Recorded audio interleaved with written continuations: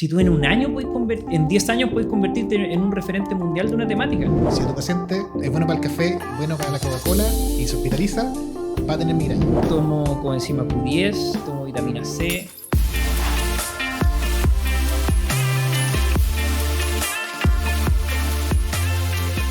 Hola, ¿cómo están? Soy el doctor Eduardo Vázquez Aldía, médico, neurólogo y especialista en medicina del sueño. Bienvenidos al podcast Sueño con Ciencia, donde a través de información basada en evidencia científica y experiencias personales buscamos unir caminos para una mejor calidad de vida. Es importante para mí recalcar que este podcast es independiente de mis actividades clínicas y docentes y es parte de mi esfuerzo personal por generar contenido de buena calidad sobre medicina del sueño y autocuidado. Hoy día vamos a hablar con Manuel Acuña Medina. Él es médico, especialista en medicina del estilo de vida, es emprendedor, es asesor médico, consultor en Examedi y también es el fundador de Medicina Humana. ¿Ya? Hola Manuel, ¿cómo estás? Bien, ¿y tú, Eduardo? Bien, tantos años, nosotros nos conocemos por lo menos 10, 15 años casi. Por lo menos. Me gustaría, porque igual uno siempre en la medicina toma caminos distintos a veces, en la parte más clínica, el hospital, de repente, o la industria, o trabajar en áreas de todo tipo, porque tenemos esa libertad, ¿cierto? Correcto. Me gustaría que nos contaras un poco cómo ha sido tu camino desde ¿cierto? Los inicios. Yo sé que tú trabajaste igual en la parte clínica harto, pero cómo avanzaste hacia este enfoque en la medicina, el estilo de vida, porque eso me interesa harto. Cuéntanos un poquito. Gracias, Eduardo. Bueno, un gusto saludar a la gente que nos escucha. Es un gusto estar acá. Creo que es un tema muy importante hablar de sueño y te cuento un poquito para que conozcan lo que he hecho. Yo salí de medicina y en ese momento me planteé como no hacer especialidad. Creo que esa fue mi primera decisión como relevante, que coincidió con un viaje a África de hacer un voluntariado justamente con temas relacionados a la salud, de trabajar con niños allá con una agrupación española que estuve 3 meses. Y después de eso empecé como una búsqueda que a mí me pasaba bastante, que me gustaba todo.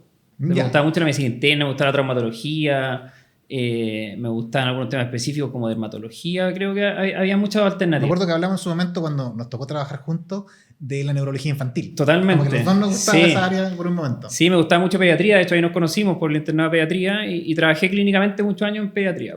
Y desde ahí empezaron a aparecer algunas inquietudes o algunas ganas de dedicarme a algo más propositivo de la promoción y la creación de salud, desde un poco observar que estábamos tratando muchas consecuencias. Claro. Yo lo veía ya con algunas conversaciones en mi casa, porque mi papá igual es médico, es anestesista y trabaja con dolor crónico y pacientes con cáncer. Entonces, ver cómo muchas veces estamos llegando tarde. Como concepto, estamos llegando tarde, estamos haciendo una medicina curativa de aparente gran nivel en Chile, ¿cierto? Con hartos recursos, pero no estamos haciendo muy buena medicina preventiva y menos medicina de promoción. Estamos igual invirtiendo hartas lucas, pero en la parte final del camino. Exactamente. O sea, hospitales gigantes con muchos especialistas, excelente. Claro. Tecnología para hacer cirugías, y trabajar en rehabilitación, pero sabemos, ¿cierto?, que de las determinantes clásicas de la salud está el estilo de vida primero, está el entorno, o sea, hay muchas cosas que si uno invierte ahí, la capacidad de generar buenos resultados de salud es mucho mayor, el impacto es mucho más grande que si nos dedicamos solamente a tratar y a rehabilitar, aunque hay que seguirse haciendo cargo de la carga que hay ahora, porque eso es inevitable. Claro, absolutamente. Yo creo que ahí a lo que vamos tiene que ver con la integración, ¿no es cierto? Como una buena medicina curativa de primer nivel y ojalá con operación robótica, ¿no es cierto? Claro. Vaya de la mano con una promoción y educación masiva en hábitos saludables del mismo primer nivel técnico. Y como que hay una brecha que puede ser interesante observar. Entonces, en esa búsqueda me gustaba mucho la medicina general como concepto. Me puse a buscar en nutrición, hice algunos, tuve la oportunidad de ir a congresos en varias partes del mundo incluso, y ahí empecé algún camino de empezar a estudiar otras cosas. Estudié medicina integrativa en Casa Fenque, que es un centro acá de Santiago, y después hice esta especialización en medicina de estilo de vida, en Lifestyle Medicine, que fue de esta misma búsqueda, ir a algunos congresos internacionales, y después también reunirme con un grupo de colegas en Chile y fundar la sociedad chilena, que es Xochimep, que eso lo fundamos hace ya como 5 años.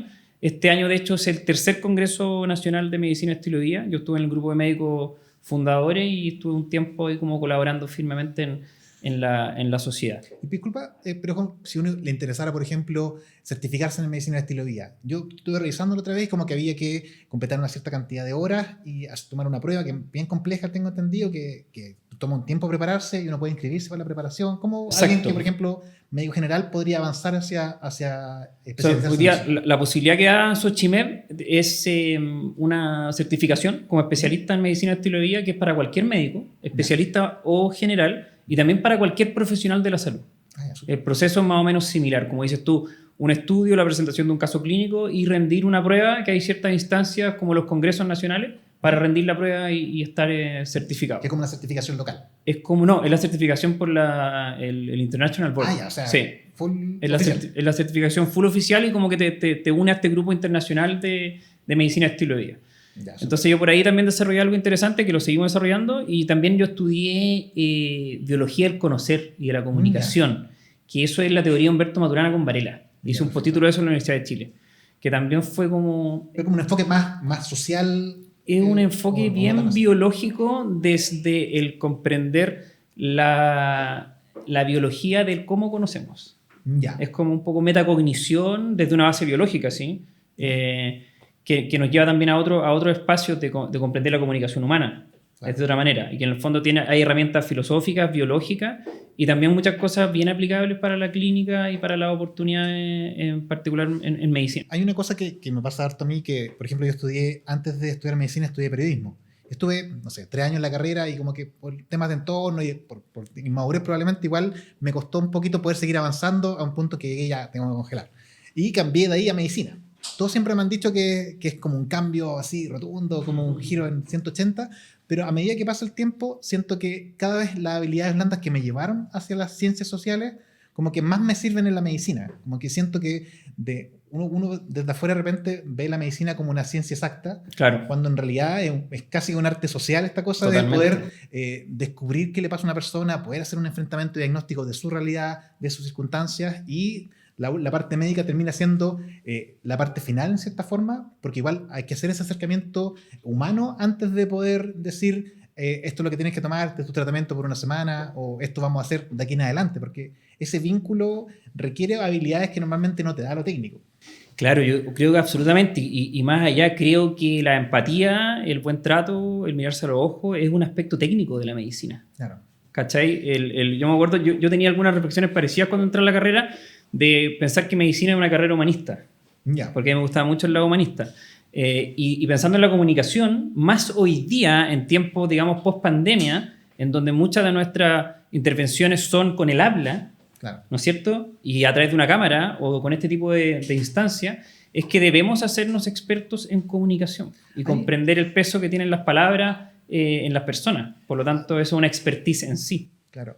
Yo me acuerdo creo que la primera vez que te vi, suena como una historia romántica esto, pero la primera vez que te vi fue cuando fuiste a presentar a una clase, creo que de medicina comunitaria, una presentación de tu tiempo en África.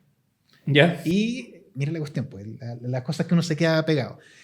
Dijiste que lo que más te había llamado la atención, no sé si seguir haciendo eso, quizás en retrospectiva ahora ha cambiado un poco, fue que la definición del enfermero que vivía ahí, no sé si era enfermero, técnico o algo, de salud, era exactamente la misma de la OMS. O sea, como que su visión de salud era la misma de tuya.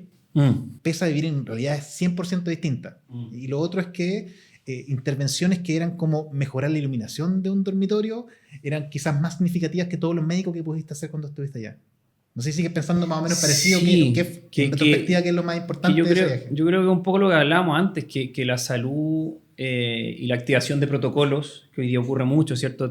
Hay un número alterado en un examen y se activa un protocolo, o algunos aspectos técnicos que podamos evaluar, siempre van a desaparecer ante la circunstancia individual. Claro. ¿No es cierto? O sea, el diagnóstico, incluso la clasificación, desaparece ante la aparición del individuo. Y nosotros tratamos seres humanos, ¿no es cierto? Tú tratas personas en primer lugar, luego tratas un trastorno del sueño. O yo trato siempre personas, después un diagnóstico. Entonces quizá esa visión de África era lo mismo, porque entrar a una casa, claro, y que la intervención más atingente era hacer un hoyo en el techo. Obviamente bien hecho para que hubiera una iluminación y un cambio en la calidad de vida. Y nosotros los médicos tenemos que ser buenos para eso, po. No solamente para mirar exámenes y para identificar, o solamente para recibir ya un diagnóstico y activar un protocolo, sino que ser capaces de entender el contexto y la medicina basada en la evidencia, qué es lo que hace realmente, o qué es lo que es realmente valioso en ese caso particular, al momento de tratar a un individuo o al momento de tratar a una comunidad, por ejemplo. Claro, yo trabajé varios años en la atención primaria, en un CEFAM, y siempre se habla de que el enfoque es, ¿cierto?, de salud comunitaria. ¿cierto? Seguimiento del ciclo vital y medicina comunitaria. Acompañamiento durante la vida, ¿cierto? Desde el nacimiento hasta la jubilación y acompañarlos durante todo el ciclo vital a los pacientes. Ahora, la experiencia mía en general era distinta a eso, como que ese es como el discurso oficial, ¿cierto?, de la medicina en la atención primaria. Pero a mí lo que me pasaba en particular era que igual uno se ve atrapado por la urgencia y yo estaba, no sé, de las 8 a las 5 encerrado en un box, sacando movilidad, viendo pacientes cada 15 minutos y veía 20 pacientes en un día, no tenía luz natural en mi box y tenía que arrancar al baño un rato y volver. Y entonces cuesta poder salir de esa realidad, que es como súper dura, es como las trincheras de la medicina de atención primaria. Exacto. Y decir, ya, ¿qué estoy haciendo en realidad para mejorar la calidad de vida de estas personas más que sacar la pana que tenemos en este momento? ¿Cómo podemos avanzar? ¿Cómo podríamos, por ejemplo, ocupar el enfoque de medicina y estilo de vida en atención primaria, por ejemplo? ¿Cuál sería un primer paso, dirías tú? Porque el concepto está, pero la realidad es como que siento que hay una barrera ahí de las urgencias que no nos permite mucho avanzar en ese lado. Mira, yo creo que justo lo que estamos haciendo nosotros es el primer paso, que es permitirse el espacio de reflexión y parar un poco para ver si lo que estamos haciendo tiene sentido y tener la libertad de hacer otra cosa. Y que ya ser médico no sea simplemente que las reglas del juego están definidas, ¿no es cierto? Y que los médicos tienen cierto campo de acción, sino que puede haber una innovación y una libertad para hacer lo que tú consideres que vaya siendo atingente. Yo cuando me ha tocado exponer algunos congresos o hacer talleres, uso mucho un ejercicio que aprendí de Francisco Varela, que es jugar a ser extraterrestre, que es ponerte en un punto cero de reflexión. Entonces, ¿cómo vamos a manejar la obesidad? ¿Cómo vamos a mejorar la salud pública en Chile? Ya, ok, hagamos un ejercicio que nos salimos del planeta y miramos este lugar como si fuéramos extraterrestres y decimos, ¿qué están haciendo acá? Van los humanos a encerrarse en un box oscuro con una bata en una relación que estresa para un lado y estresa para el otro, a prescribirse medicamentos de un lado para otro. Entonces empecé a mirar todo desde un neutro, sin jugar que es bueno o malo, y empiezan a aparecer buenas alternativas. A lo mejor los médicos, desde esta visión, deberían decir, tenemos que influir en el rediseño de un CESFAM. Claro. Porque no puede ser que estemos haciendo medicina del sueño en un lugar donde no llega la luz solar. Porque yo entiendo que eso es fundamental para la activación, ¿no es cierto?, cerebral y para que haya una coordinación circadiana. Entonces, en ese sentido, tenemos que meternos en todo. Sí, porque al final, no sé, por ejemplo, en esos tiempos, normalmente la medicina en atención primaria es parte del inicio de la carrera de la mayoría de los médicos, y uno viene saliendo y viene a trabajar y viene como de la guerra del internado a seguir guerreando en el CEFAM o en la urgencia de algún hospital, pero normalmente no tiene tampoco la experiencia ni la madurez para decir, ya, claramente esto estamos dando vuelta en círculo, haciendo lo mismo todos los días. Y piensa que eso, hace poquito hubo un experimento en la Universidad de Chile, hace un par de meses, que ChatGPT, la versión 4, aprobó la UNACOM. Sí, lo vi. Y lo aprobó con buena nota. Entonces, ese tipo de pega que se espera, o mucha gente espera de los médicos, especialmente en la atención primaria, ¿no es cierto?, que es que sepan que la hipertensión se trata con este medicamento y después con este otro, ¿no es cierto? Eso ya la inteligencia artificial lo maneja perfecto. Claro. Entonces, ¿cuál es el aporte de que siga habiendo humanos en ciertas interacciones? Que ocupemos la inteligencia y la capacidad de pensar sobre pensar que podemos tener los seres humanos, más el otro aspecto que mencionábamos antes, que un poco tiene que ver con la empatía, con el trato, ¿no es cierto?, con el mirarse a los ojos y con el considerar ese aspecto un aspecto técnico del ejercicio médico. Sí, pero ¿no es cierto? Me harto, por ejemplo, en salud pública, ahí se da un poco más ese análisis de, ya, estos son los nodos críticos, estos son los lugares donde tenemos problemas, aquí está el grupo de pacientes que no está avanzando en las listas de espera, cómo lo hacen en otros países, y siento que de repente como que tenemos esa barrera en casi todos los problemas a nivel social, así como que nos cuesta mirar qué es lo que hacen bien el resto. Como que intentamos darnos vuelta en las mismas soluciones que hemos estado implementando en los últimos 50 años y como que estamos como con el freno de mano puesto. Claro. Entonces, es difícil porque al final uno entra como en la inercia institucional cuando está en la atención pública. Como que hay una desesperanza como aprendida en el tiempo que hace que al final uno diga, ya, saco mi pega y me voy para la casa. Porque de verdad que cuando intento hacer algo distinto, recibo mala respuesta en general, claro, más que alguien me ayude a decirse que en realidad sí sirve esto distinto que dijiste en una reunión, más que decirte esta persona es conflictiva, por ejemplo. Cosa que me pasó a mí, yo creo que pasa harto cuando trabajan en algún lugar que por intentar opinar sobre los procesos te tildan de problemático, conflictivo, y al final te cargan con más pega y salís para atrás al final. Y uno termina no opinando al final.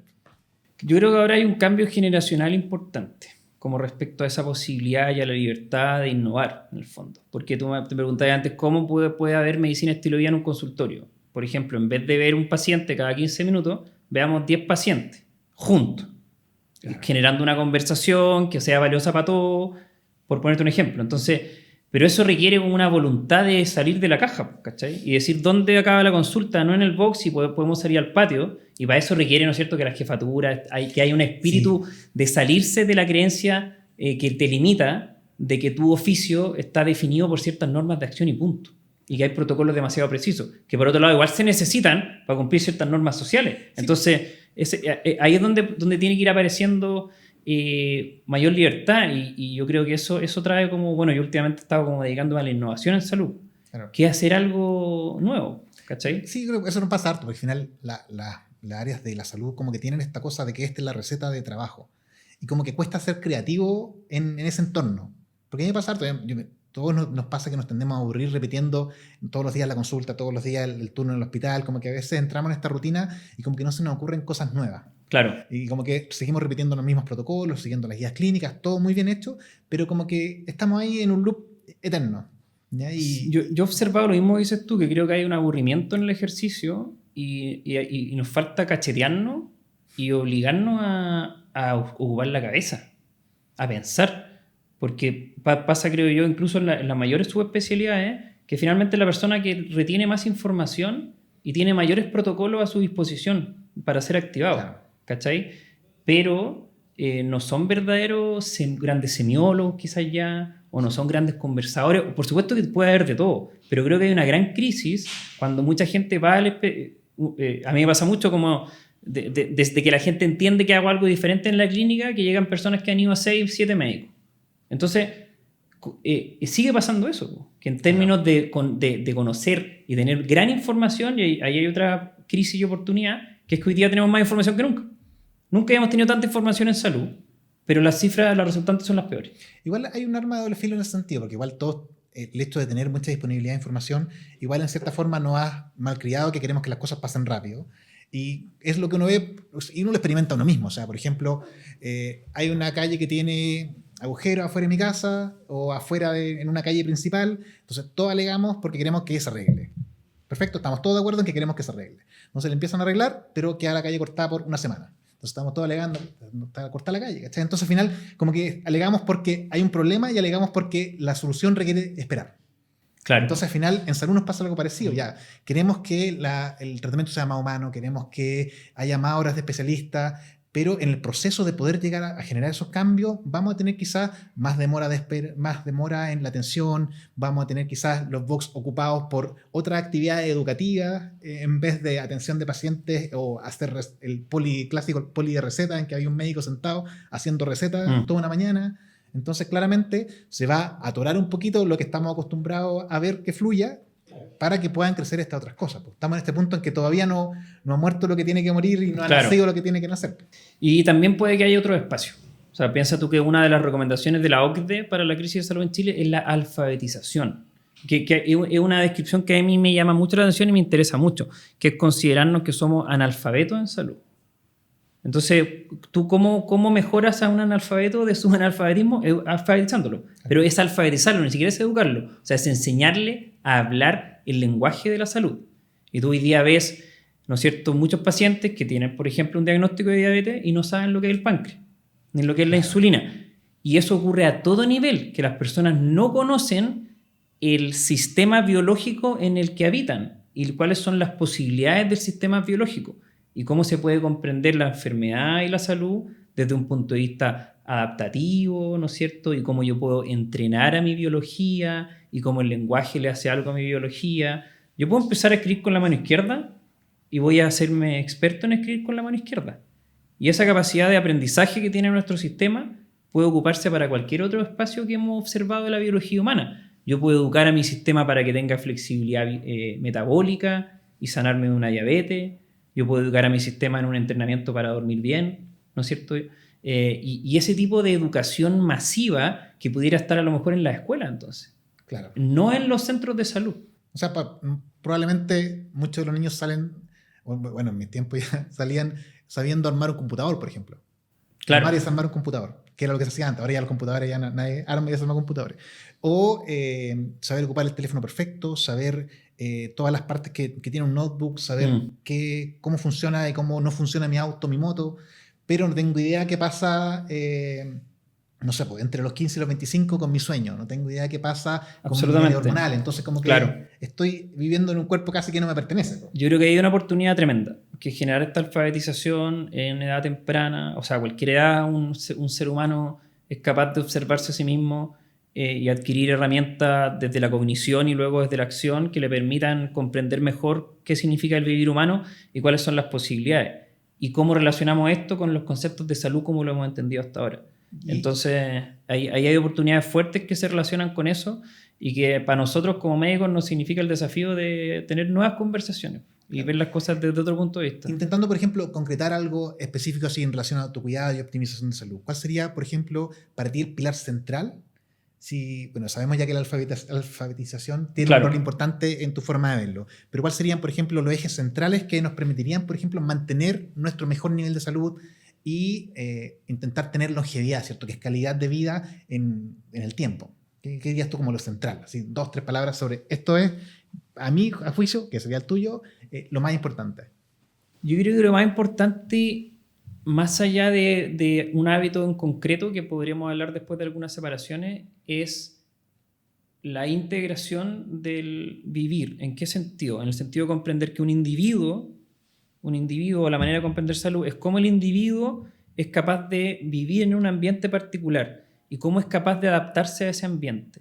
Entonces, las demandas ambientales del lugar en que vivo o que elegí vivir no pueden significarme una carga que mi sistema biológico no alcanza a cubrir. Yeah. Entonces, yo creo que por ahí va lo más valioso, que es comprender como aspectos básicos que van a permitir desarrollarme en ciertas cuestiones. Porque aquí nos hemos acostumbrado a que yo les digo a las personas ahora, respondiendo a tu pregunta, el sueño y la alimentación basada en alimentos reales y la suplementación de omega 3, ¿no es cierto? Y hacer 10 sentadillas al día y no sentarse. Y nos vamos a caer de nuevo en el reduccionismo de ciertas cuestiones, que es valioso y que muchas veces sirve. Pero lo que yo he observado que es más valioso todavía en la consulta es cuando una persona entiende que su sistema biológico se adapta al ambiente que habita. Por lo tanto, que si habita en la ciudad, tiene que ser consciente de que un ser humano en la ciudad, es probable que la ciudad le signifique una carga de estresor global del sistema biológico que le requiere más energía y que le requiere la optimización. O como lo he expresado últimamente, puede perfectamente verse como un atleta de alto rendimiento, porque vivir en la ciudad significa alta demanda biológica. Entonces cambia la visión de cómo estoy viviendo y me abre a nuevas posibilidades de decir, desde este espacio me puedo suplementar como parte de mi vivir. No porque estoy enfermo o no estoy enfermo, porque es lo que requiere mi sistema para adaptarse a este ambiente. Lo que yo te hablo viene de una base, digamos, teórica, que es la definición de salud de Peter Sterling, que es un neurofisiólogo gringo, que habla de la salud como la capacidad de adaptación a un ambiente y sus cambios en la demanda. Y sobre eso también luego están los objetivos. Porque si tú me dices que tu objetivo es escribir un libro, o que tu objetivo es tener caluga, o que tu objetivo es fundar una startup, o que tu objetivo es simplemente sentirte bien, o que tu objetivo es vivir hasta los 100 años, también va a haber intervenciones biológicas que pueden ser diferenciadas respecto a los objetivos. Entonces yo creo que tiene que ver con mirar la salud desde otro espacio. La salud no es un fin en sí, la salud es una fuerza, es una capacidad, es el motor que te permite vivir la vida. Y tú vas a ser el importante o tus objetivos van a ser lo importante. Y esa conversación cambia la ecuación, porque cambia la carga psíquica de lo que puede ser considerado bueno o malo en ciertos espacios, y la invitación es que tú entonces puedas hacerte cargo, ¿no es cierto?, de las decisiones que tomas desde un espacio de conciencia creativo. Hay un tema que me gusta harto, y como cerrando esta parte del podcast, siempre, por ejemplo, si te dicen, ya, prepárate porque tienes una competencia en 2 meses. Y en cierta forma estamos haciendo eso con los pacientes, porque le estamos diciendo, queremos que vivas más, pero ya, ¿para hacer qué? Entonces, ¿cómo me tengo que preparar para eso? Exacto. Hay un médico norteamericano que lo conocemos, hablado, el doctor Peter Attia, ¿cierto?, que se dedica a harto temas de longevidad, estilo de vida, y una forma de enfrentar que le encuentro excelente, que siento que llega harto cuando uno lo expresa, es que pensar en esta primera consulta, ¿cuál crees tú que va a ser tu última década de vida? Por ejemplo, ya, de los 80 a los 90 o de los 70 a los 80, ¿ya? ¿Cómo sería? Descríbeme, tómate un par de días y mándame un correo y dime cómo sería tu día completo en esa vida de los 75 años. cuando tengas 75 años. Ya, por ejemplo, quieres despertarte bien, sentirte bien en la mañana al despertar, quieres lavarte los dientes y tener dientes, quieres poder caminar hacia el baño sin tener que apoyarte en nada, quieres poder después de eso tomar desayuno con tu familia, comer algo que te guste comer, no lo que puedas comer. Después de eso, si quieres hacer alguna actividad fuera de la casa, tener la fuerza física para poder hacerlo. Si quieres ir a ver a tus nietos, que puedas tomarlo y levantarlo. O sea, son cosas súper básicas que, ¿cómo me gustaría un día de mi vida en los últimos 10 años de mi vida? Entonces, en base a eso uno dice, bueno, estos son mis objetivos como en el día a día para una vida que siento que sería buena. Entonces, programémonos para eso. Entonces, si queremos llegar a los 75 años, pudiendo lograr todas esas cosas que tú me dijiste, partimos obviamente por optimizar ciertos patrones de conducta y más que administrar tu personalidad de una forma que te permita llegar a ese nivel. ¿Ya? Creo que eso que dices tú es maravilloso y es tremendamente creativo. Y tú dices que, ¿no es cierto?, es programar una forma, una manera y generar ya una realidad desde el conversarlo. Y ojo que nuestra cultura, y que es algo que, en donde tenemos que meternos, realiza la programación contraria. ¿No es cierto? Vamos a tener cáncer, vamos a tener diabetes. Si haces esto, va a pasar esto. Exacto. Entonces vamos generando una creencia bien limitante de lo que significan las etapas de la vida. Desde la publicidad, ¿no es cierto?, que nos muestran a un abuelito que ya ni siquiera le estamos diciendo, ¿no es cierto?, persona de edad. O sea, generamos toda una cultura que no es conveniente para cómo nos miramos como seres humanos. Será conveniente para quien está creando esos comerciales, ¿no es cierto?, o teniendo ese tipo de lenguaje. Pero ahí hay algo que es bien valioso y que yo creo que es una invitación poderosa para las personas. Que pensar cómo va a ser tu vida. Claro, porque yo a los 60 años veo que voy a ser campeón mundial de pádel. Claro, y eso me cambia, claro, exactamente. Y tú dices, pero que al tiro no es que se puede. Sí, pues. Si tú en un año en 10 años puedes convertirte en un referente mundial de una temática, si es que lo quisieras. El tema es, claro, plantearnos esa posibilidad y que realmente nos parezca realista cuando no está pareciéndole realista al ambiente es una complejidad. Pero nosotros que somos expertos en salud, ¿no es cierto?, y en biología, conocemos a ciencia cierta que el sistema biológico sí tiene esas herramientas para hacerse experto en algo en 10 años. Entonces, eso genera una sensación de que eso es lo que podemos transmitir nosotros, desde la alfabetización en biología humana. El año pasado siempre intento, por ejemplo, inscribirme en, no sé, medias maratones, unas 2, 3 en el año, cosa de obligarme a mantenerme haciendo ejercicio, como ponerme fechas límite y decir, ya, no puedo flojear tanto y tengo que por lo menos mantenerme para poder sobrevivir esta maratón que voy a correr en tal lugar. Y corro medias maratones porque no creo que no me alcanza el tiempo para preparar en este momento una entera. Y cuando el año pasado corrí en la Patagonia, que se hace todos los años, estaba en el punto de partida, estaba el Forrest Gump chileno al lado mío, no sé si lo conoces, bien famoso en redes sociales. Estaba, había otros corredores más que se demoran la mitad que yo en la carrera, y estaba conversando con un caballero que tenía 75 años. Y probablemente su aspiración de tiempo que se iba a demorar era lo que yo me había demorado el año anterior. Y yo tengo 40 años menos que él. Claro. Y me decía que él empezó a correr recién después de los 40 años. Imagínate. Entonces llevaba 20, 30 años corriendo, pero fue un descubrimiento tarde en su vida. Entonces, decir que, claro, en ese momento quizás se liberaron un poco las presiones de su entorno para empezar a preocuparse de hacer estas actividades que lo llevaron a estar corriendo una maratón a 2 grados Celsius con el camino nevado a las 8 de la mañana en la Patagonia, que claramente es algo súper duro, pero que es súper enriquecedor y que probablemente lo vas a poder contar toda tu vida. ¿Ya? Ahora, llevando este podcast a un punto un poco más personal, siempre hay una parte intermedia que hablamos sobre tu rutina. Pero nosotros somos súper buenos para exteriorizar y decir todas las cosas que tiene que hacer el resto, pero en el día a día, por ejemplo, yo hago una entrevista que es bien estandarizada en medicina del sueño, y la primera pregunta siempre es, en general, ¿a qué hora te despiertas en la mañana? ¿Con despertador? ¿Sin despertador? Yo lo tengo y es bien variable, pero los últimos años, desde que tuve una hija que tiene 2 años y 4 meses, me gusta despertarme temprano a las 6 de la mañana. O sea, temprano, se dice temprano, güey, que para gente no sea temprano. El nivel de vigilia de los niños como que te obliga, de cierta forma. Claro, y me gusta, pero es muy variable también, porque tengo alguna libertad. Entonces, si me acuesto más tarde o tengo más sueño, perfectamente me puedo despertar a las 8 de la mañana. Ya, en general, en una semana completa, ¿cuántos días despiertas como que te faltó dormir o el sueño no fue suficiente? Yo creo que uno... Bueno, hace poquito me vine a Santiago, que también he estado con más carga laboral, pero en general y particularmente el último año he tenido buena calidad del sueño, como que me siento con sueño reparador casi todos los días. Súper. ¿Y el trabajo, cuál sería tu horario en general en el día?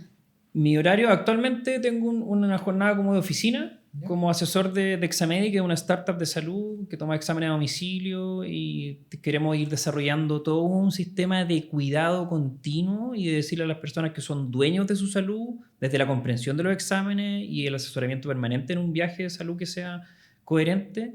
Y eso me tiene más o menos con una jornada completa como diurna, pero bien libre también en sus posibilidades. Entonces, pero yo en general me despierto, tomo agua, medio litro, tomo agua con sal porque me gusta y porque siento que me hidrata. Y tengo hace ya un par de años anclada una rutina de suplementación que me hace sentido, sentido teórico y que me siento bien. ¿Qué cosas tomas específicamente? Y tomo omega 3, tomo coenzima Q10, tomo vitamina C, tomo vitamina D con K2, tomo magnesio, tomo zinc, tomo taurina, tomo arginina. ¿Y eso todo en una gran pastilla o no, tienes como un pastillero? Todo separado. Tengo un pastillero, en algunas veces lo he tomado en polvo, y eso corresponde a que el año pasado, hace ya un par de años, me sometí a un entrenamiento, digamos, con un coach, con evaluación de la biología, y con esta visión. A mí me pasó que empecé como hace 4 años a trabajar con un deportista de alto rendimiento que se llama Matías, que hoy día está en Estados Unidos, es squashista profesional, ya está a 200 del mundo. Este año empezó a dedicarse como full profesional. Pero los años anteriores nosotros conversamos y yo lo acompañaba en la suplementación, en la alimentación, sauna, psicólogo. Y yo de repente miraba a Matías y decía, es que Matías juega squash. Claro, por eso hace todo esto. Exactamente. Y después yo miraba a mi vida y decía, es que yo tengo un emprendimiento, es que yo quiero ser un médico de alto impacto, es que ahora soy papá, tengo una pareja, y es lo mismo. Sí, o sea, eres alto rendimiento, pero en otras áreas de la vida. Exacto, y probablemente cualquier persona puede mirarse a sí mismo de esa manera y hacer lo que sea más atingente para sacarse el mejor partido posible. Que claro, en tu contexto será que puedes o quieres invertir en suplementos, en otro será que quieres o puedes invertir en cierto sistema de alimentación, pero va cambiando un poco la conversa, como hablábamos antes, respecto a lo bueno o malo o a la salud desde una visión bien creadora. Y en el día, por ejemplo, los estimulantes son una muleta que ocupamos todos, a un cierto punto por gusto culinario, ¿cierto? Claro. Y otras veces por necesidad. En tu día normal, por ejemplo, consumo de cafeína, mate, energéticas, cápsulas de cafeína, cosas así. Yo soy un fanático del café. Ya, pero ¿cuánto fanático. café te tomas en un día más o menos? Depende, pero como 3 o 4. ¿De qué hora es el último? No, lo trato de que sea en la mañana, o sea, hasta antes del mediodía. Y he tenido el reparo los últimos años de generar sistemas de ayuno. ¿Ya? A mí, yo estudiaba harto el ayuno como terapia, el ayuno profundo, más que el ayuno intermitente, que en realidad no creo que ya ni siquiera corresponde llamarle ayuno, pero tener tiempos de privarse voluntariamente de ciertas sustancias, tanto por una sensación de que me estoy privando voluntariamente el placer para regular ciclo o loop de dopamina, como también por lo que tú conoces que tiene sentido como en relación a los receptores y a volver a sensibilizar algunas sustancias. Entonces, por ejemplo, yo soy un buen tomador de café y el año pasado en abril, mayo, junio, estuve 3 meses sin tomar café. Y que fue una experiencia... ¿Y el rebote fue muy notorio? ¿Cuánto te demoraste en cómo decir, ya, este es mi nivel normal de vigilia sin haber tomado? No, la primera semana fue importante porque fue con cefalea, fue con sensaciones relevantes. Y a partir de esa experiencia que he ido teniendo, tanto de comida, de alcohol, de comida, digo, hacer ayunos completos de 2 días, por ejemplo. Hay una cosa ahí que siempre nos pasa en el hospital. Si a tu paciente es bueno para el café, bueno para la Coca-Cola y se hospitaliza, va a tener migraña, va a tener dolor de cabeza. Entonces, seguro. Dale café, dale Coca-Cola. No es claro. terrible, va a ser una hospitalización harto más amigable. Incluso he leído algunos papers de darles tabaco en la UCI. Claro, ¿no es cierto? Es que si uno tiene un nivel de estimulante fijo, sacarlo de golpe obviamente va a alterar el tono vascular cerebral y va a generar todo. Claro, que en el fondo es bien realista y es volver es comprender un poco lo que decíamos antes. O sea, la biología tiene su sistema, más allá de lo bueno o lo malo, ¿no es cierto? Y nosotros operamos dentro de esa opción, no el juzgar. Entonces, el sistema que yo armando de salud individual también trato de que sea bien cíclico o ir observando esta interacción biológica, por ejemplo, con las estaciones. Ya. Y cómo, ¿cachai? Cómo tengo más disponibilidad de energía en ciertas estaciones del año y pareciera ser lógico tener hacer más deporte, por ejemplo, o exponerme mucho más al sol, o tener fluctuación de peso en las estaciones. Y depende del lugar donde estés viviendo también. Exacto. En cuanto a la actividad física de tu día, normalmente ¿estás haciendo algo ordenado? ¿Es medio regular? ¿O en qué horario? En general entreno 2 veces a la semana, ¿Ya? a las 7 de la mañana. ¿Ya? Una vez dirigía con un entrenador y otra vez solo. ¿Ya? Y hace poco empecé a trabajar en escritorio de pie.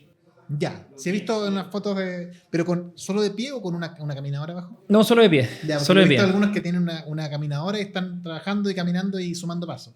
Claro, solo de pie, y creo mucho como en esta idea, claro, cuando hablamos en términos científicos, hablar del NEAT, ¿no es cierto?, de la actividad física o la termogénesis, que no es ejercicio dirigido.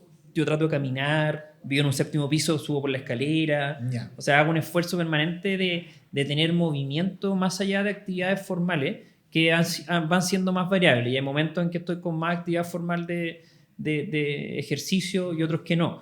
O también los últimos años me he ido conociendo algunas capacidades como de la biomecánica del ser humano, como Claro. por ejemplo usar zapatos que tengan la puntera ancha o andar mucho tiempo descalzo, ¿cachai? Incluso en la calle. Sí, hay un ejemplo que siempre a mí me atraviesa, que es como esta etapa del Mario Bros, en que ya yo paso la etapa completa, llego al final, salto, toco la bandera y termino la fase.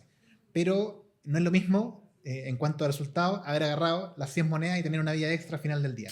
Claro. Entonces, siento que pasa harto eso, uno hace su día y lo termina, pero habiendo pequeños como cambios, sutilezas que podrían haber generado que en mi día hubiera tenido más días de caminar, menos ingesta de café, o que hubiera aprovechado, no sé, este minuto para irme caminando y exponerme a lo natural. O sea, cosas pequeñas que sí van a mejorar mi bienestar. Totalmente. Y llegando a la noche, por ejemplo, luces, pantallas, ¿cómo a qué hora empieza a apagar todo en la noche? Mira, yo hace como 2 o 3 años, desde observar algunas cuestiones relacionadas a la higiene del sueño, decidí tener toda mi casa con luz roja. Ya. Y literalmente me cambió la vida. Es como tener un atardecer. Si al final la luz del sol, en cierta forma, igual no te hace señal. Claro. Cambia la tonalidad, porque esa es la luz que nuestro ojo va a generar menos impacto y va a menos activación a nivel físico igual, va a facilitar nuestros procesos de sueño. Entonces, Claro. cambiar esas tonalidades tiene sentido. Sí, a mí esa rutina me gustó mucho, como tener luz más tenue y de otro color, ¿no es cierto?, que es luz roja o lámparas de sal.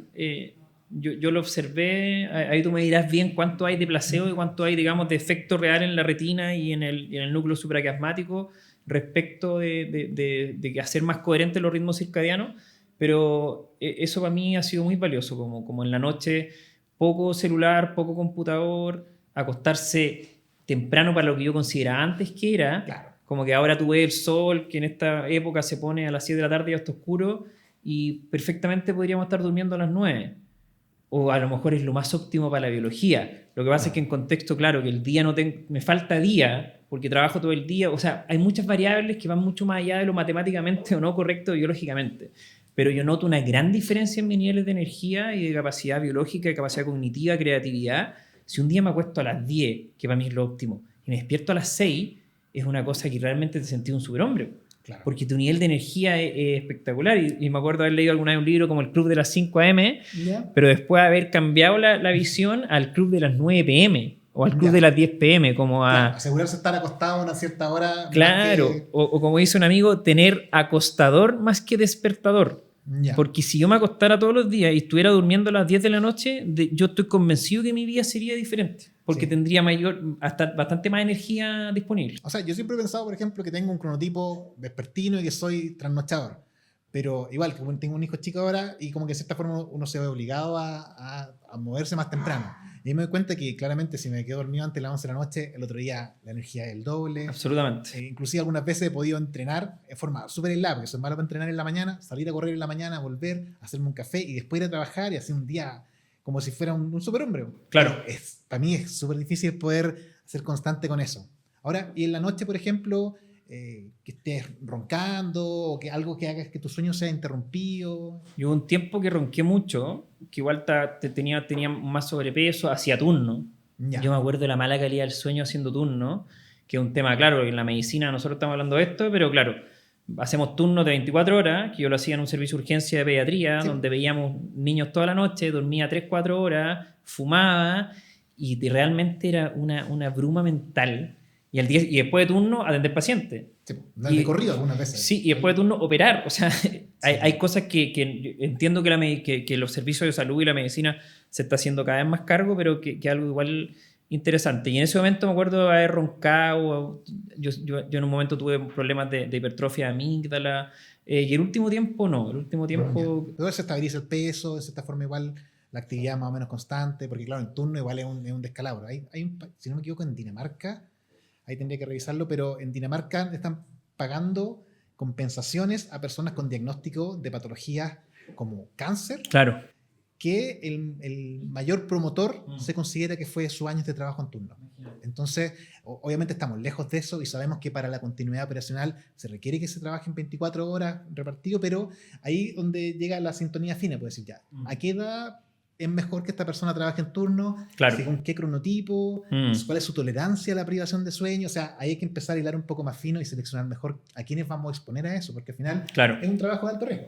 Exactamente. Y ahora, bueno, sí, claro. Yo renuncié a esos turnos, en ese momento no entendí bien por qué, pero en el fondo porque estaba reventado.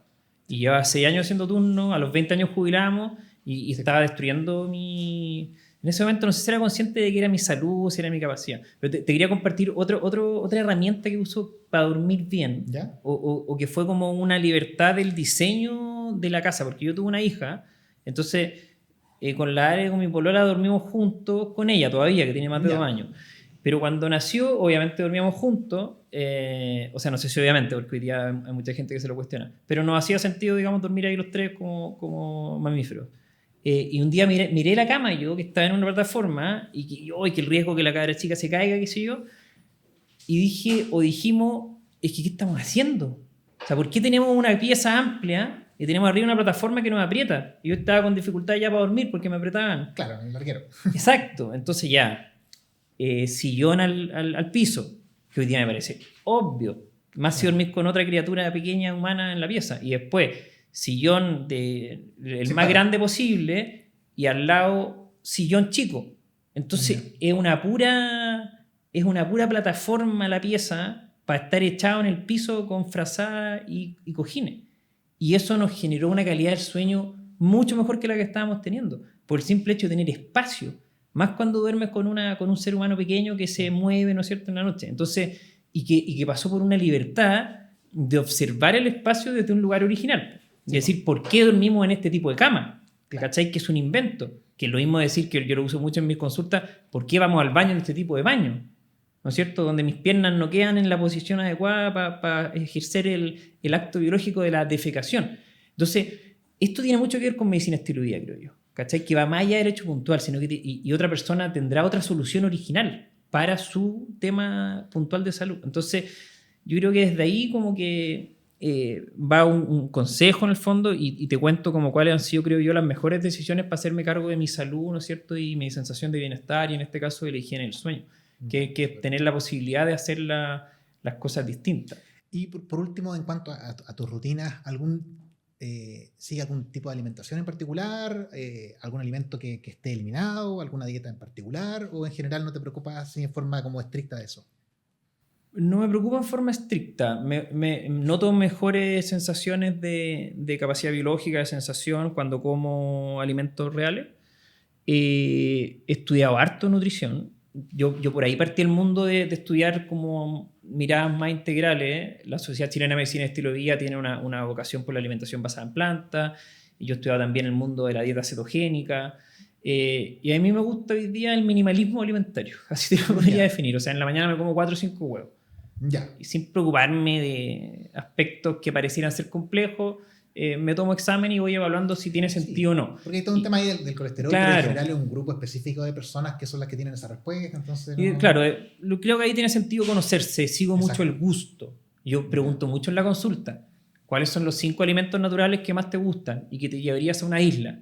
Entonces la persona me dice pescado, pero después escuchó en un paper que era malo comer pescado. Entonces esas disonancias como de la cognición a mí me generan ruido. Como que de apagar todo cuando uno empieza a escuchar, no sé, el brócoli es tóxico. No, la fruta, claro, exactamente. Entonces, mismo ejemplo los extraterrestres, ¿no es cierto? Llegan los extraterrestres y me preguntan a mí como médico, oye, ¿qué comen este grupo de animales humanos? y yo digo, a ver, y necesito saberlo muy rápido. Entonces yo empiezo a observar las cosas que realmente comemos. Y veo una manzana, veo una papa, veo un pedazo de carne, veo un huevo y veo los elementos en común. Y eran todos seres vivos. Que eso se llama nutrición heterótrofa, como concepto. Entonces creo que eso nos da una base, también desde la alfabetización, para decir, yo como vida. Eso es lo que yo como, materia orgánica, para reformar, para recuperar mi cuerpo, ¿cachai? Que mi masa va cambiando, mi materia va cambiando. Entonces, trato, yo te diría, en un 80-90% de comer alimentos naturales que me gustan y que me hacen bien. Y eso también es variable, y no sigo algo estricto. Creo que es muy... he tenido momentos estrictos, como en el sentido de decir, voy a hacer un sistema... Claro, porque quiero lograr cierto objetivo, quizás. Exactamente, claro. Y ahí hay muchas alternativas. Sí. Ahí hay muchas alternativas. Pero siempre importa comer de una forma que haga sentido, que sea sostenible en el tiempo. Yo creo que lejos es el concepto para mí que es más importante en la alimentación. Absolutamente. Que sea sostenible y que te guste hacerlo. Porque al final, no sé, por ejemplo en mi casa llevamos, no sé, 7, 8 años comiendo una dieta basada en plantas, pero porque en cierta forma nos interesó, investigamos en su momento, empezamos a comer así y nos fue fácil seguir comiendo así. Exacto. En ese sentido, para mí, o sea, no es que yo era el que hacía lo basado antes, pero actualmente, como te digo, no es que tenga asco por las comidas, tenga alergias, nada, sino que para mí comer de esta forma, basado en plantas, comer más legumbres, comer algunas veces tofu, cosas un poco más procesadas, me genera que puedas lograrlo con facilidad. Claro. Y no es como que haya que hacerse para mi caso no necesito hacerme mucho problema para poder comer bien. Claro, yo creo que eso es importante y el diseño de un estilo de vida saludable es un diseño individual. Yo también le digo a los pacientes, oye, mi dieta es la dieta de Manuel. Sí. Punto. Y es variable y es flexible y es la que yo elijo en base a mis gustos y mis preferencias. Porque claro, una persona que está comiendo cualquier alimento, pero que le da acidez, ponte tú, ¿sí? Pero que escuchó que el médico no sé cuánto decía, ¿me entiendes? O sea, sí, hay que recuperar la libertad individual de tomar decisiones de salud. La nutrición es para ti. La alimentación es para ti. La suplementación es para ti. Y cuando yo adhiero a priori a un sistema, a mí no me gustan las etiquetas en salud. Como me genera un poco de ruido. Porque si yo adhiero a un sistema con un nombre, no quiero decir ninguna para no caerle mal a nadie, yo adhiero a un sistema, pierdo la libertad de yo crear mi sistema. Claro. Y puedo ser presa de esa carga, ¿no es cierto?, cognitiva que me da seguir un sistema preestablecido. Yo soy calisténico y no soy crossfitero. Sí, pues entonces me limito, ¿no es cierto?, en versus a ciertas acciones que puedo seguir que sean súper creativas para mí. Sí, en base a eso mismo, yo siempre repito lo mismo, que las rutinas, por ejemplo, de higiene de sueño son súper buenas para leerlas, pero son prácticamente inaplicables. ¿Ya? Porque mucha de esa evidencia está basada en cosas muy, muy generales y cuando uno le dice a una persona, por ejemplo, suspende las pantallas 1 hora antes de meterte a la cama, que ha sido como el paradigma clásico. En los últimos 10 años claramente se ha ido eliminando un poco y se ha visto que los dispositivos no tienen el impacto que se creía. Correcto. Que la luz no es tan importante como se pensaba. Entonces, vemos que hay personas, por ejemplo, que ocupar un celular en la noche o el televisor genera distracción, genera disminución de síntomas ansiosos, claro, menos preocupación excesiva, menos rumiación. Entonces, si yo le digo a esa persona, no, es que 1 hora antes tienes que sacar el celular de la pieza, tienes que tener televisor, entonces al final, ¿qué voy a generar? 3 horas de rumiación, crisis de pánico, y al final claro, tengo que entender que estas normas, si bien son útiles, es útil saber hasta cuántas horas hay que suspender la cafeína, cuántas horas hay que dejar de comer antes de meterse a la cama, hacer ejercicio, las luces, pero tiene que ser aplicado a uno. Absolutamente. Final, ¿qué impacto tiene en mí la cafeína? ¿Hasta qué hora? ¿Ya? Porque una persona se puede demorar 2-3 horas en eliminarla, otro un día entero. Claro. Lo mismo, el ejercicio, que es una cuestión que es tremenda. Los ejercicios todos dicen, o sea, los estudios todos dicen, ya, ojalá 3 horas, 2 horas antes de meterse a la cama. Pero hacer un estudio en ejercicio es casi imposible, porque al final, para poder tener buenos resultados, tienes que hacer polisomnograma en la noche, estudios súper caros. Correcto. No lo vas a hacer en 3 meses. O sea, no hay plata para hacer una cosa así. Entonces se hace una noche sí, una noche no. Claro. Y esa es la información que después extrapolamos a toda la población. Exactamente. Pero importa cuál ejercicio, a cuánto llegó tu frecuencia cardíaca durante el ejercicio, eres deportista competitivo o no, eres de alto rendimiento o no. Entonces, ¿qué le voy a decir a los futbolistas de la selección chilena? No, es que no puede hacer deporte en las 10 de la noche. No, por todos los partidos son a las 10 de la noche. Creo que eso es tremendamente valioso, que es la individualización. Ya lo decían algunos que llamamos padres de la medicina, como que las enfermedades no existen, ¿no es cierto? Sino que existen personas. ¿Cierto? Yo nunca he visto la diabetes, Claro. Solo la puedo ver en un individuo particular. con nombre y apellido, con mascota, con rutina, ¿no es cierto?, con creencia. Lo que nos pasaba en la U, que como ejemplo, bueno, ahí hay un páncreas, hay una apendicitis, Exacto. un pie diabético, como que esos eran los nombres de los Claro. pacientes. O el otro día, a mí me encanta el tema de la vitamina D y el sol. Entonces me mandan el nuevo paper de la Sociedad Europea. Y no me importa. O sea, está bonito para leérmelo una vez, pero estamos en Chile. Claro. Entonces yo, con la data local, entonces tenía que ver con quiénes se suplementan empíricamente, o sea, a ciegas, como todos nos suplementamos, para la Sociedad Europea. Y presentan la data de los expertos europeos. Entonces yo digo, no, o sea, yo como clínico y como médico necesitamos libertad, ¿no es cierto?, para decir en Chile, a lo mejor en Chile todos necesitamos suplementación empírica, sí, porque tenemos que adaptar a nuestra realidad.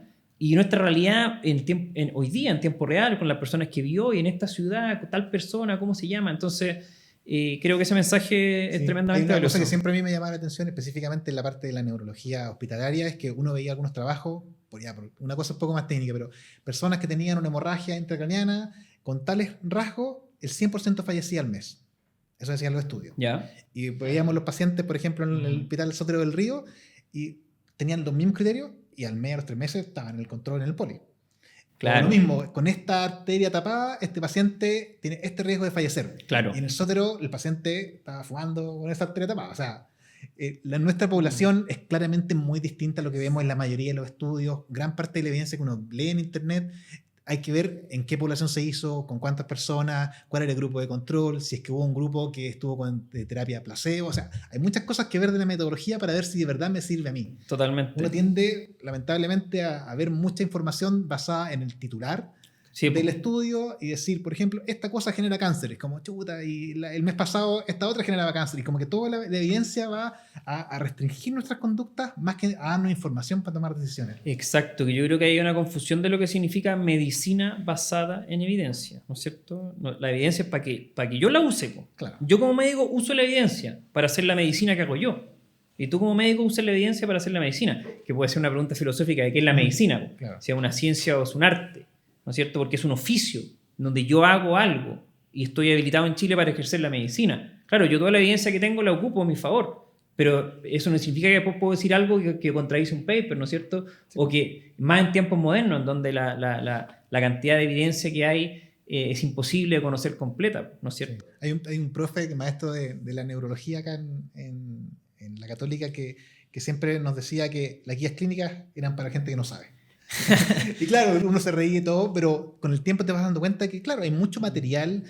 Importa saber dónde buscar el conocimiento, saber cómo aplicarlo a tu realidad, a tus pacientes, y basándote en la experiencia que has tenido previamente igual. Entonces, al final, uno va construyendo el conocimiento y en ese sentido, utilizar la información y tomarla con un grano de sal, porque al final, exacto, muchas veces esa información nos va a aplicar a nuestra realidad. Ahora, como para intentar cerrar el podcast, me gustaría seguir hablando porque siempre tenemos harto que hablar. Me gustaría ir a la parte que es un poquito más abstracta en el concepto del sueño, ya, porque hablamos harto de la realidad, ¿cierto?, de lo concreto, pero me gustaría un poquito que proyectaras, por ejemplo, a 5, 10 años, a modo de deseo personal, de sueño. Por ejemplo, ¿cómo sería a 5 años para ti? Yo siempre ocupo esta referencia media bíblica como el paraíso, ¿ya? Porque siempre uno tiene este propósito e intenta apuntar hacia allá. En tu caso particular, ¿cómo sería 5 años a nivel personal, por ejemplo? ¿Qué te gustaría que estuviera pasando en 5 años más en tu vida en particular? Una muy buena pregunta, porque me aparecen hartas cosas. Me aparecen algunas ideas como individuales a nivel de cómo puedo amplificar el cómo vivo y el nivel de conciencia o las experiencias que he tenido. Me aparecen algunos aspectos familiares, como que mi hija pueda desarrollarse en libertad, ¿no es cierto? Y desarrollar algunas habilidades que considero valiosas para el ser humano o con mi pareja. Y respecto a lo médico, a mí me encantaría ser ministro de salud. Ese es un sueño, pero también es un objetivo. Y ser ministro de salud o ser un asesor influyente para la generación de la cultura. Hoy día estoy en una startup que es tremendamente poderosa y valiosa en lo que está haciendo. También tengo un proyecto de una asesora, una consultora, de salud que elabora programas de entrenamiento. Ya hablamos de la posibilidad de hacer programas de entrenamiento del sueño. Claro. Y la idea de la posibilidad de innovar en salud. Me gustaría hacer clases también. Me encanta asesorar deportistas de alto rendimiento. O sea, veo como hartas líneas de igual tiempo. Como un espectro de actividad que Sí. intentar ubicarlo en un día completo igual es duro. Sí, totalmente, pero en términos objetivos, bueno, me vine a Santiago, eso fue una decisión estratégica en relación a mi futuro, desde Concepción, venirme a Santiago, entendiendo que acá puedo tener otro tipo de conversaciones, puedo conectar con gente que es tremendamente influyente para el ecosistema, porque en el fondo mi sueño es, como en abstracto, lograr que, así como pienso... En mi mundo, cuando le preguntan la paz mundial, claro, yo creo en la salud mundial en el sentido de que el individuo pueda empoderarse y pueda comprender de otra manera la salud de lo que nos han contado. Entonces eso creo que es un sueño, que las personas puedan tomar el control de la salud desde hacerse dueños de su bienestar y tener las herramientas de conciencia y de comprensión de su sistema biológico que le permitan operar en el mundo de una manera feliz. Y eso tiene que ver con educación, ¿no es cierto?, con alfabetización, con generar un ecosistema, un ambiente. Y yo quiero aportar fuertemente en esa posibilidad para las personas. Y como ministro de Salud, ¿cuál sería el paso 1? El paso 1 sería separar lo que hoy día se conoce como Ministerio de Salud y dejarlo como Ministerio del Tratamiento de Enfermedades y crear otro ministerio. De que sea una cosa así como dedicada a la urgencia y otro a... Exacto. O algo a lo curativo, que lo hacen el Ministerio lo hace muy bien, ¿cierto? Y está todo andando. Y otro lugar con la vocación y con la misión prioritaria de crear salud y de asesorar cada área de un gobierno o de una organización cultural desde la capacidad biológica y el potencial a los seres humanos. O sea, le empezaría por darle suplemento creatina a todas las personas que trabajan en el gobierno, por ejemplo. Porque, claro, sí. Imagínate, hoy día tenemos herramientas baratas de altísima evidencia científica que sabemos que mejora la capacidad cognitiva de las personas. Y luego elegimos personas y le damos nuestro voto para que tomen buenas decisiones, ¿no es cierto? Entonces podemos pensar que ocupen todas sus habilidades cognitivas a plenitud para el beneficio de todos. Que ocupemos las herramientas biológicas que tenemos para mejorar biológicamente a las personas que toman decisiones. Yo creo que ese tipo de conversaciones desde un ministerio preocupado por la salud se pueden tomar con harta libertad. Lo mismo me interesa mucho por eso el trabajo en deportistas y el trabajo en empresas con objetivos particulares. Porque tú puedes generar, ¿no es cierto?, sistemas de entrenamiento que saquen lo mejor de las personas con ciertos objetivos. Súper. Muchas gracias, Manuel. Te quería agradecer un montón porque nosotros nos conocemos hace tanto tiempo, pero nos conocimos en un tiempo, probablemente en tiempos de guerra. Totalmente. Así que ahora ya estamos en un periodo en que ya han pasado más años en nuestras carreras y podemos tener estas conversaciones que antes quizás ni siquiera eran imaginables. Así que te agradezco un montón, le agradezco a todos los que han visto el capítulo igual, los dejo invitados a que sigan conectados con Sueño Conciencia, sigan viendo los episodios que van a salir y nos pueden dejar sus comentarios, preguntas sobre este capítulo y recomendaciones para futuros temas o invitados que podemos ver en el futuro. Así que un abrazo y nos vemos pronto. Abrazos, muchas gracias.